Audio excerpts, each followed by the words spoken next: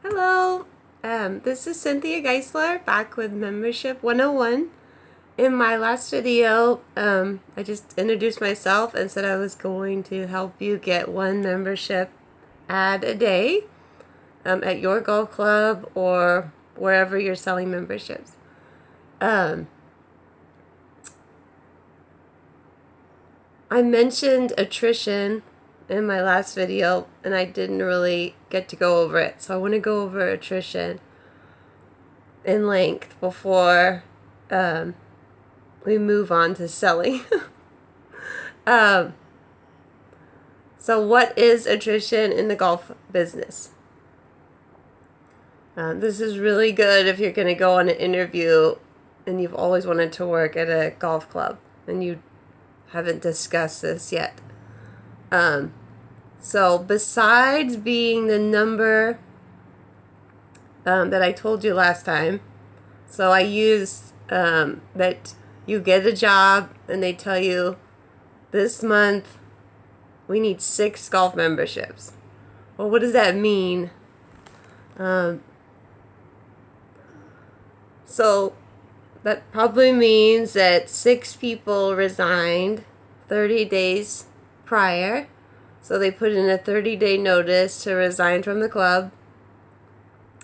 And their time as a member will be up at the end of the month. So if they put in their notice on April 1st and you just got hired and you need to cover these people, you need to resell 6 new memberships to cover everyone that turned in a notice on the 1st, because their last day is April 30th. So there's a number of ways to look at that. If you have other levels of membership, say you have a junior executive golf or tennis or social, or you have a full privilege golf that's very expensive. It's not necessarily the number of memberships. So if you had 6, they told you need 6 golf ads. And let's just say it's $2,000 worth of dues. Okay? Really, it's the number, the money that matters. So when they talk about attrition, yes, they lost 6 members. But as long as you cover the dues line, you can still point that out. So if you sell 3 memberships that were more expensive than the 6 that went away, and then you sell a couple of social memberships or tennis, you can still point out, well, I sold $2,500 in memberships. That's $2,500 a month that's going on the dues line, and that covered the attrition. That covered the 6 golf ads that you lost. So you want to know. So if you get this job, you don't want to just say, oh, okay, I need 6.